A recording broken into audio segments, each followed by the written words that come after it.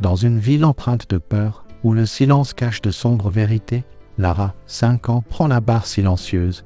Mais pas seule, à ses côtés se trouve Jacques, un berger allemand aux yeux qui se souviennent. Lara n'a pas parlé depuis l'agression. Mais lorsque Jacques grogne au tribunal, tout change, il reconnaît le coupable. Et comment le lien entre un enfant et son chien révèle la vérité. Quel secret le berger allemand détient-il? L'histoire de courage, de justice et du chien qui n'a jamais abandonné. La salle d'audience était d'un silence troublant lorsque Lara Carter, 5 ans, franchit les lourdes portes en bois, sa petite main agrippant la laisse de Jacques, un berger allemand, avec une longue cicatrice irrégulière le long de son flanc. Tous les yeux dans la pièce suivirent la petite fille alors qu'elle se dirigeait vers la barre des témoins. Ses mouvements hésitants mais déterminés. Le juge Mank Sullivan, un homme chevronné avec des années d'expérience juridique, se pencha légèrement en avant, observant l'enfant d'un regard mesuré. Il savait que le poids de toute l'affaire reposait sur ses fragiles épaules. Lara était l'unique témoin d'une tentative d'enlèvement d'une affaire qui, si elle était prouvée, pourrait envoyer un homme dangereux derrière les barreaux à vie. Mais il y avait un problème. Lara n'avait pas prononcé un seul mot depuis l'agression. De l'autre côté de la salle d'audience, Richard Hay était assis à la table de la défense, son expression composée voire suffisante. Ingénieur logiciel de 50 ans à l'apparence discrète. Hay avait été arrêté après qu'un témoin oculaire l'eût placé sur les lieux de la tentative d'enlèvement de Lara. Mais sa défense était solide, aucune preuve matérielle, pas d'aveu, et un témoin incapable de témoigner. Son avocat avait déjà élaboré une stratégie visant à discréditer la capacité de l'enfant traumatisé à l'identifier. Mais quelque chose se produisit alors. Alors que Lara s'installait sur le siège des témoins, ses yeux verts croisèrent ceux de Richard Hay. Ses petits doigts tremblèrent en faisant un mouvement subtil, à peine perceptible à l'œil non averti. C'était un signal silencieux, celui qu'elle avait appris pendant des semaines de thérapie. Seuls 2 êtres dans la pièce le remarquèrent, Jacques et le juge Sullivan. La réaction de Jacques fut immédiate. Au moment où les doigts de Lara tressaillirent dans cet appel silencieux à l'aide, le corps du chien se raidit. Ses oreilles se dressèrent, ses muscles se contractant comme un ressort chargé. Un grognement bas et guttural gronda du plus profond de sa poitrine, un son d'avertissement, de reconnaissance. Ses yeux brun dorés se fixèrent sur Hay, inébranlable et perçant.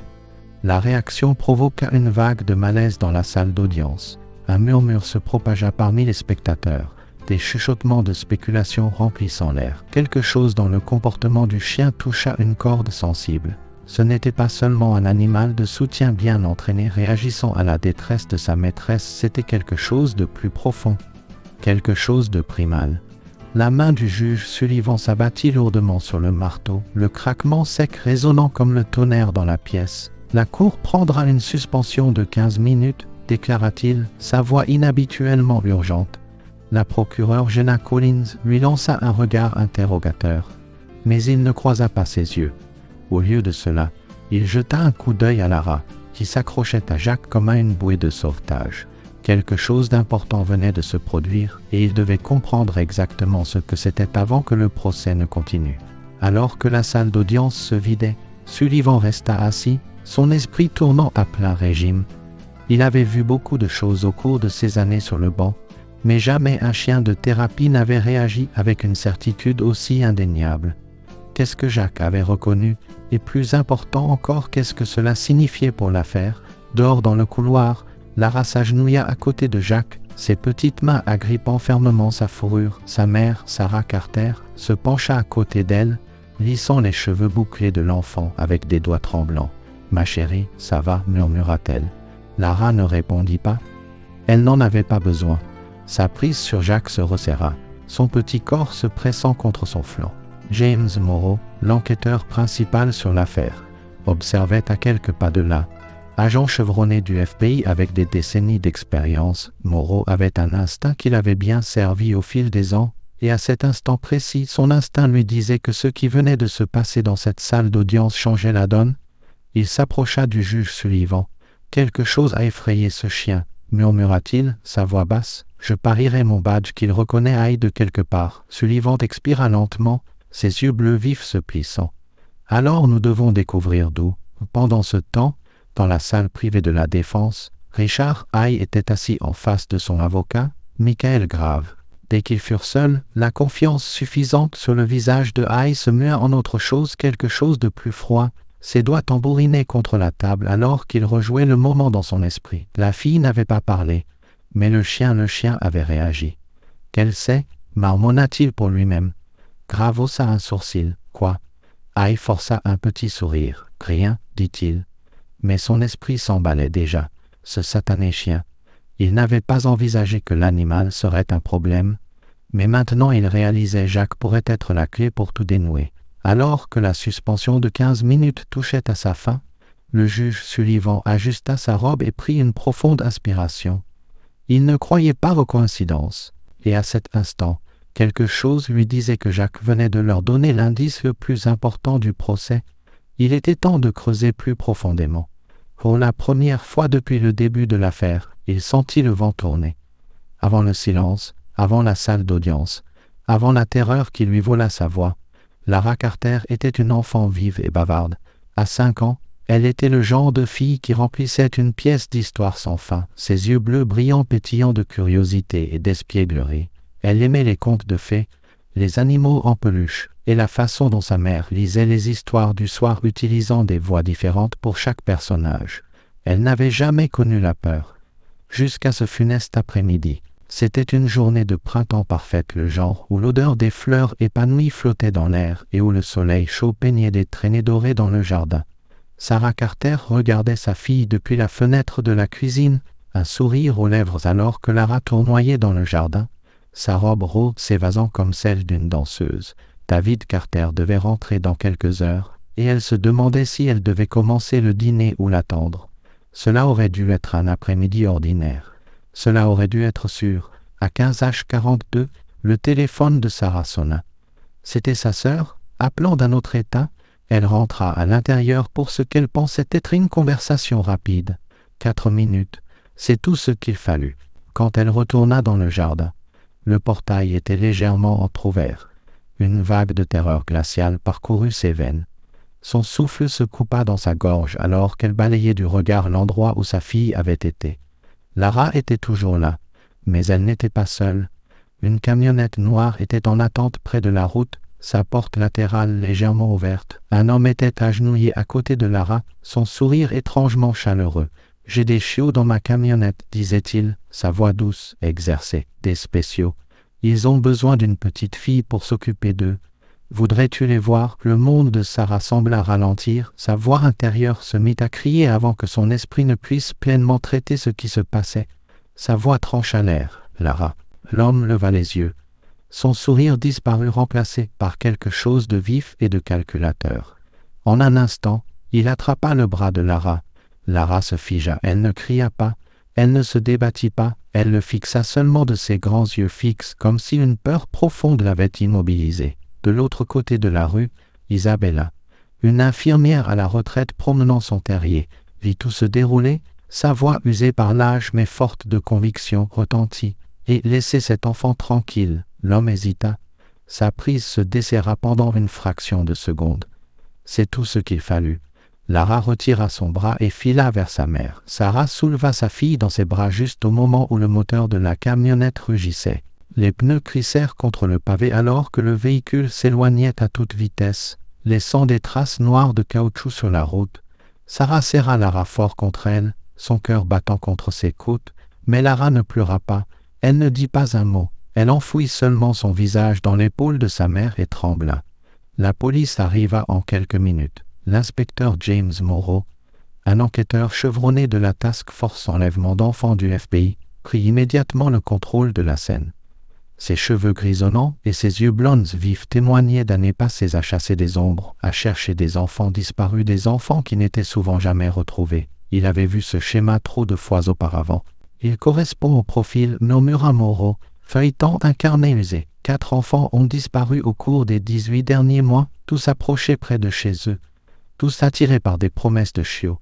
Sa partenaire, l'agent Lisa Grant, s'agenouilla à côté de Lara.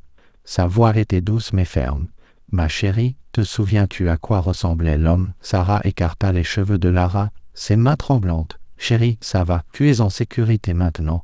Peux-tu dire à la gentille dame à quoi il ressemblait ?» Les petites mains de Lara agrippèrent fermement le pouls de sa mère, mais elle ne parla pas, elle ne hocha pas la tête, elle ne secoua pas la tête.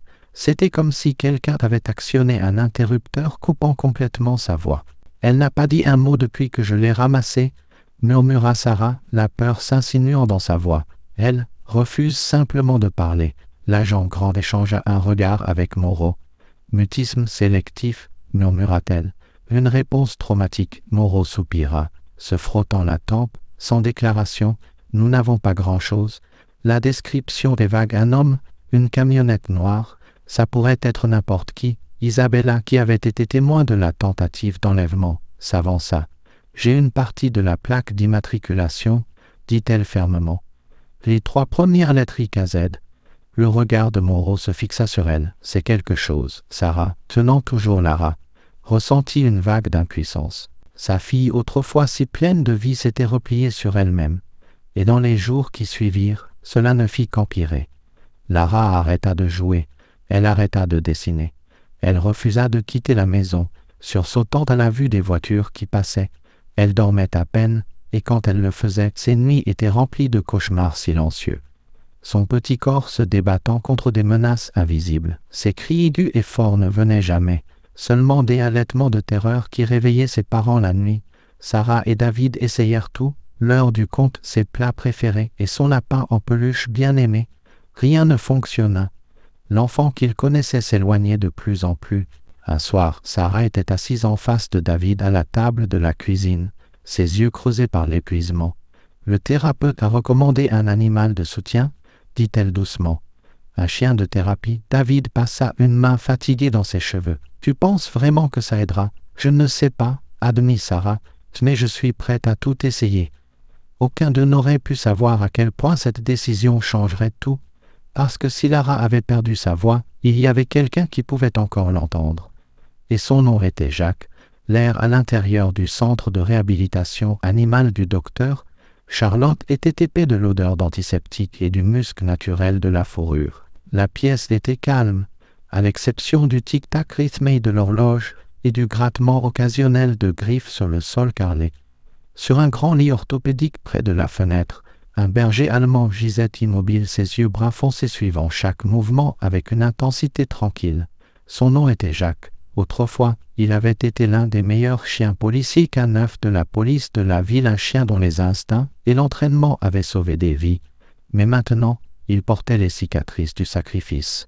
Une marque particulièrement irrégulière descendait le long de son flanc droit, un rappel permanent de la nuit qui mit fin à sa carrière. Il y a 3 ans, lors d'un raid pour sauver un enfant kidnappé, Jacques s'était jeté sur un suspect armé sans hésitation.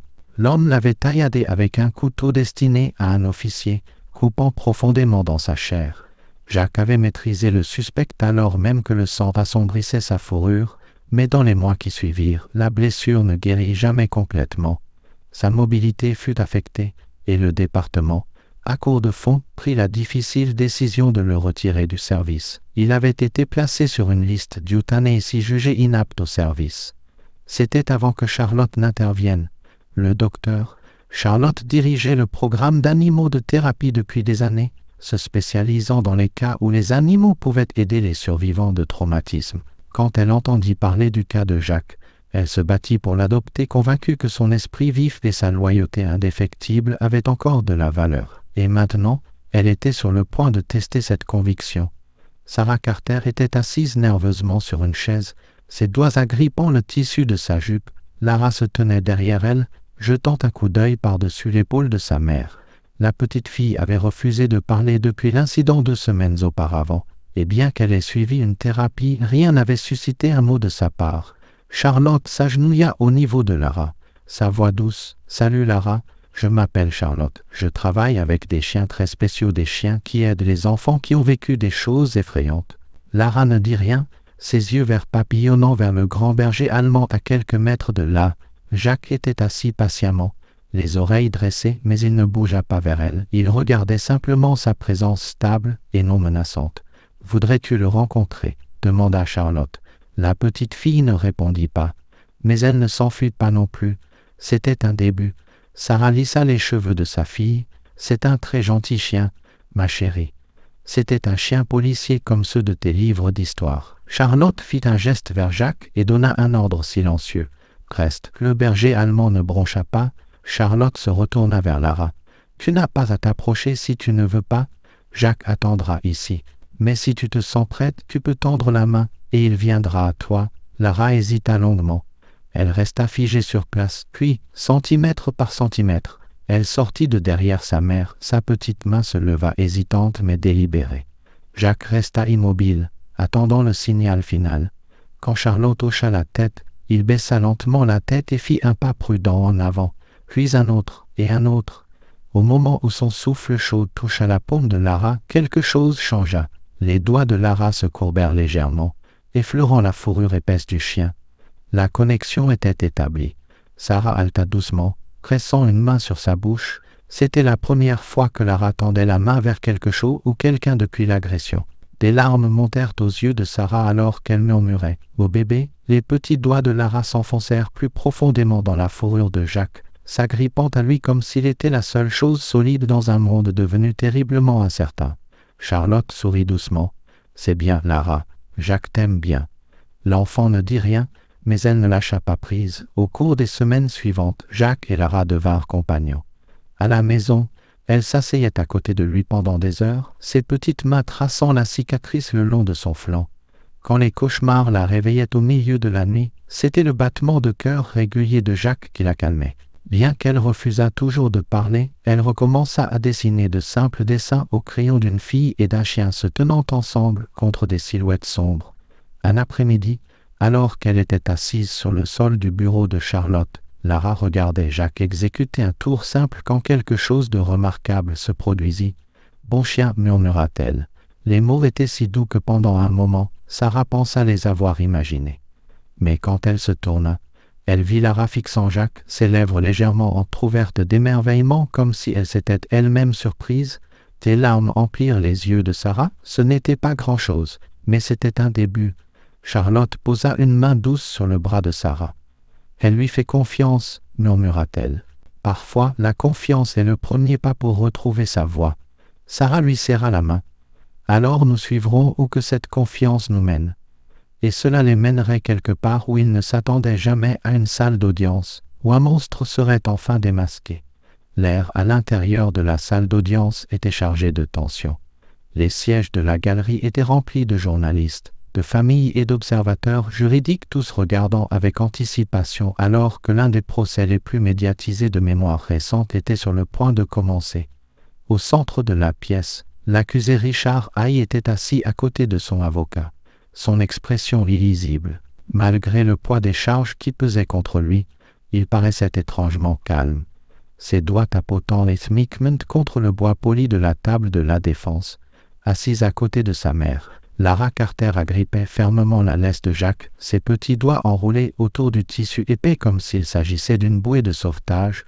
Le berger allemand était assis alerte à côté d'elle, les oreilles dressées, ses yeux bruns foncés fixés sur Hay de temps en temps. Son nez tressaillait, comme s'il sentait quelque chose de familier dans l'air. Tous debout, la voix de l'huissier retentit dans la salle alors que le juge Mark Sullivan entrait, sa robe flottant derrière lui.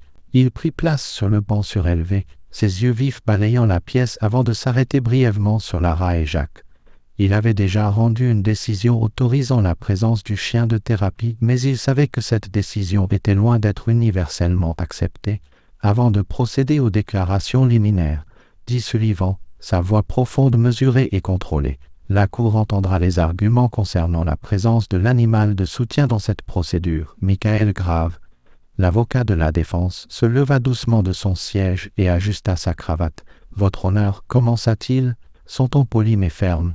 Bien que nous comprenions l'argument de l'accusation pour le soutien émotionnel, la présence de cet animal est hautement préjudiciable. Un grand berger allemand dans la salle d'audience peut évoquer une réponse émotionnelle du jury qui pourrait injustement les biaiser contre mon client. Nous demandons que le chien soit retiré pendant les témoignages. » Jenna Collins, la procureure principale, se leva immédiatement en réponse. « Votre honneur, Lara Carter a 5 ans et est une survivante de traumatisme. On lui a diagnostiqué un mutisme sélectif à la suite de son expérience. Jacques n'est pas ici comme un spectacle, il est ici comme un animal de soutien médicalement nécessaire. Sa présence permet à Lara de participer à cette procédure sans détresse excessive. Le juge Sullivan s'adossa, son expression illisible. J'ai déjà examiné la documentation soumise par le psychologue pour enfants et le comportementaliste animalier.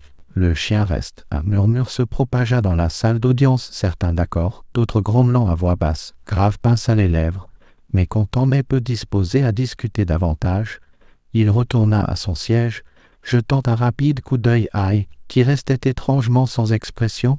Le procès commença sérieusement. L'accusation brossa un tableau glaçant des actions de Ai, un schéma de manipulation, de tromperie et de comportement prédateur s'étendant sur des années. Des témoins furent appelés, y compris la voisine âgée Isabella, qui raconta le moment terrifiant où elle avait vu Ai essayer d'attirer Lara dans sa camionnette. Sa voix trembla en décrivant la façon dont il avait attrapé le bras de l'enfant avant de fuir lorsqu'il fut confronté. Lara resta assis en silence pendant tout cela, sa petite silhouette éclipsée par la grande chaise en bois. Ses doigts fléchissaient occasionnellement autour de la laisse, mais elle ne lâcha jamais prise. Chaque fois que la tension devenait trop forte, elle baissait les yeux vers Jacques, qui restait parfaitement immobile, sa présence tranquille la stabilisant. Puis ce fut le moment de son témoignage. Un silence tomba sur la salle d'audience alors que Lara était doucement conduite à la barre des témoins. Sarah Carter marchait avec elle, son regard protecteur ne quittant jamais sa fille. Elle aida Lara à s'asseoir avant de s'éloigner, bien que chacun de ses muscles fût tendu par le désir de prendre sa fille dans ses bras et de l'emmener loin de cet endroit. Jenna Collins s'approcha prudemment, son attitude douce et chaleureuse. « Salut Lara, dit-elle avec un doux sourire. Je sais que c'est un peu effrayant, mais souviens-toi, tu n'as pas à dire quoi que ce soit que tu ne veuilles pas. Tu peux juste hocher la tête ou secouer la tête si tu te sens plus à l'aise. Et si jamais tu as besoin d'une pause, tu peux nous le faire savoir. » Lara ne la regarda pas. Son regard était fixé sur la table, sa respiration superficielle.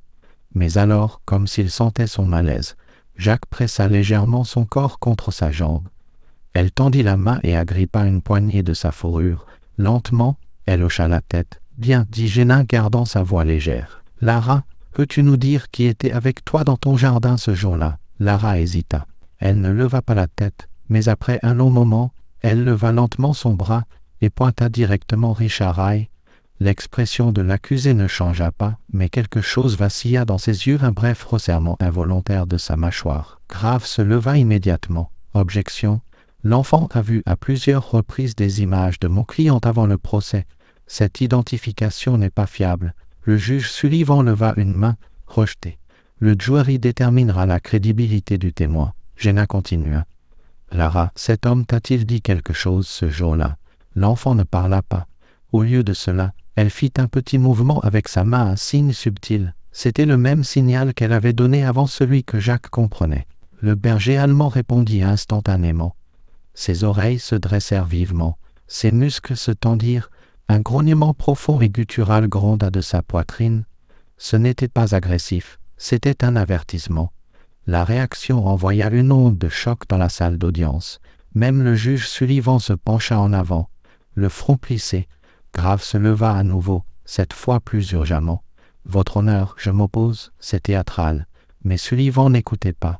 Il regardait Jacques. Le chien était devenu complètement immobile, toute son attention fixée sur Ai, comme s'il reconnaissait une odeur que lui seul pouvait percevoir. C'était la même réaction qu'il avait eue lorsque Lara avait vu Ai pour la première fois, la même réponse instantanée et instinctive. Une pensée frappa alors Sullivan. Il se tourna vers Jenna. « Mademoiselle, dit-il, sa voix soigneusement mesurée, cet animal a-t-il eu une interaction antérieure avec l'accusé ?» Jenna hésita. « Pas à ma connaissance, votre honneur. » Sullivan se tourna vers la table de la défense. « Ai, avez-vous déjà rencontré ce chien ?» Pour la première fois, Ai montra une réelle émotion. Ses doigts, qui tapotaient si calmement plus tôt, se serrèrent maintenant en un point. Il resta silencieux. Puis les yeux de Jenna s'écarquillèrent alors qu'une soudaine prise de conscience la frappa. Elle se tourna vers son co-conseil et murmura quelque chose rapidement.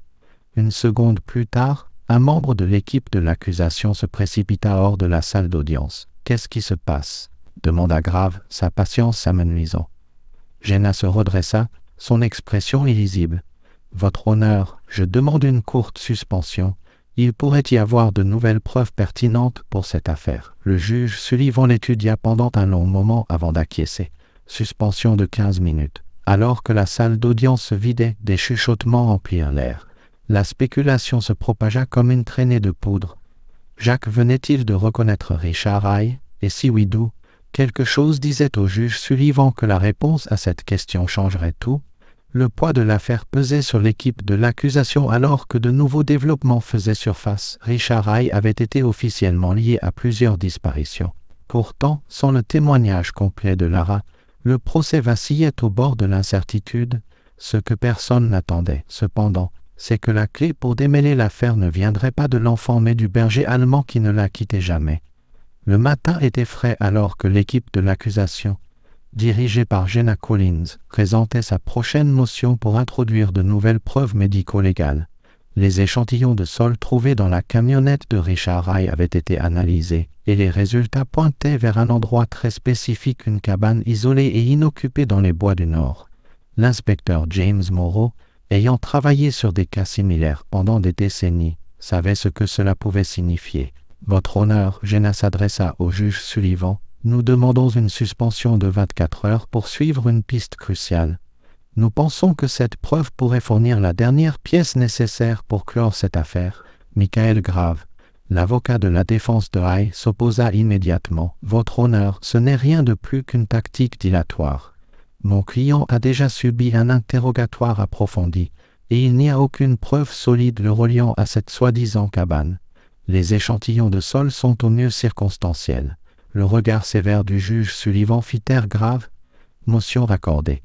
L'accusation à 24 heures, la cour est ajournée. Dès que le marteau du juge frappa, Morrow et son équipe se mobilisèrent. Jacques, le protecteur, toujours vigilant de Lara, fut emmené pour l'opération. Sa réaction Hay avait été indubitable. Peut-être pouvait-il sentir quelque chose que les yeux humains avaient manqué. L'équipe de recherche arriva à la cabane désolée en début d'après-midi. L'endroit était étrangement silencieux. Les arbres environnant chuchotant avec le vent. Une épaisse couche de poussière couvrait le porche, mais de faibles empreintes de pas menant vers la porte arrière suggéraient une activité récente. Jacques fut le premier à réagir. Dès qu'ils approchèrent de la cabane, les oreilles du chien se dressèrent, son nez tressaillant avec une intensité aiguë. Son corps se raidit, la queue tendue, les muscles tendus comme un ressort hélicoïdal. Il laissa échapper un faible grognement, arpentant anxieusement le seuil. « Cet endroit ne va pas », murmura Morrow. « Jacques sait que quelque chose est là. » L'équipe avança prudemment, armes au poing. À l'intérieur, la cabane était spartiate, une table, un lit de camp, des boîtes de conserve vides empilées dans un coin. Mais alors Morrow remarqua quelque chose de particulier. Le plancher en bois près du mur du fond avait une couture non naturelle, une légère indentation qui semblait déplacée. Il frappa dessus, creux. « Il y a quelque chose là-dessous, » dit-il, avec une précision rapide. Les officiers soulevèrent les planches. Ce qui se trouvait en dessous leur fit froid dans le dos. Un escalier étroit descendait en spirale dans un sous-sol caché. L'air devint froid et humide alors qu'il descendait, la faible lumière révélant une vue horrible des affaires d'enfants, de vieux jouets, de petites chaussures, un sac à dos rose délavé, et dans le coin le plus éloigné enchaîné, mais toujours en vie, se trouvait une fille, Emma Sullivan. La fillette de 8 ans avait disparu depuis 6 mois. Son visage était pâle, ses vêtements étaient en lambeaux. Mais au moment où elle vit les officiers, ses yeux se remplirent de larmes de reconnaissance et de soulagement. « À l'aide » murmura-t-elle, sa voix rauque par manque d'usage. Jacques réagit immédiatement, tirant sur sa laisse, gémissant comme s'il sentait la souffrance que cet enfant avait endurée. Morrow se précipita en avant, déverrouillant les chaînes et prenant Emma dans ses bras. « Tu es en sécurité maintenant » l'assura-t-il. « On te tient » Emma s'accrocha à lui, son corps frêle tremblant. La recherche avait enfin pris fin, mais le cauchemar n'était pas encore terminé. De retour au palais de justice, la nouvelle du sauvetage d'Emma se propagea comme une traînée de poudre. La galerie était bondée alors que Collins se préparait pour le coup final contre Hay.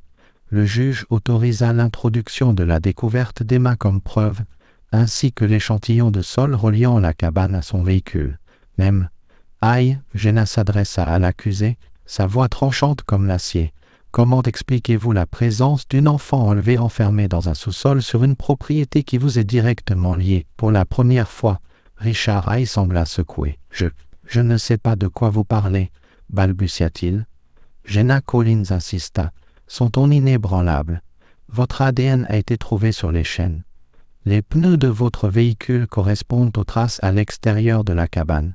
Et plus important encore, Emma Sullivan est en vie. Ce qui signifie qu'elle peut témoigner contre vous. Le poids de ces mots s'abattit sur la salle d'audience.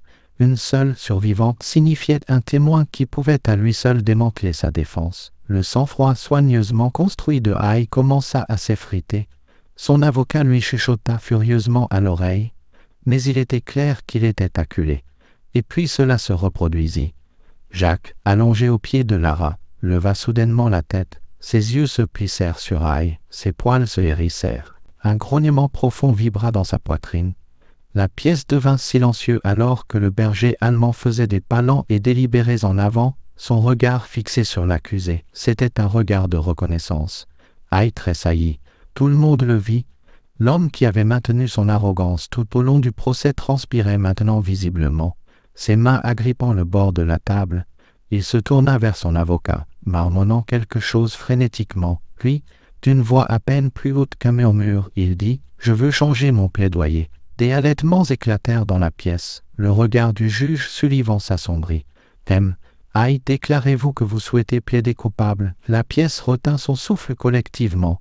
Hay expira en tremblant. « Oui. » La fin abrupte du procès envoya des ondes de choc à travers la nation. Richard Hay fut condamné à la prison à vie sans possibilité de libération conditionnelle. Sa condamnation scella le sort d'un homme qui avait terrorisé des familles pendant des années. Mais les vrais héros de l'affaire n'étaient pas seulement les avocats ou les détectives, c'était une fillette de 5 ans qui avait trouvé son courage et un chien qui n'avait jamais renoncé à elle. Dans les jours qui suivirent la condamnation, Lara prononça ses premiers mots depuis des semaines. Tenant le visage de Jacques dans ses petites mains, elle murmura « Merci ». Ses parents pleurèrent, sachant que leur fille retrouvait enfin le chemin vers eux. Et alors que Jacques remuait la queue, la reniflant doucement, c'était clair, certains liens étaient indestructibles, peu importe à quel point le monde devenait sombre. Il y aurait toujours ceux qui sont prêts à se dresser contre les ténèbres, même s'ils marchaient sur 4 pattes.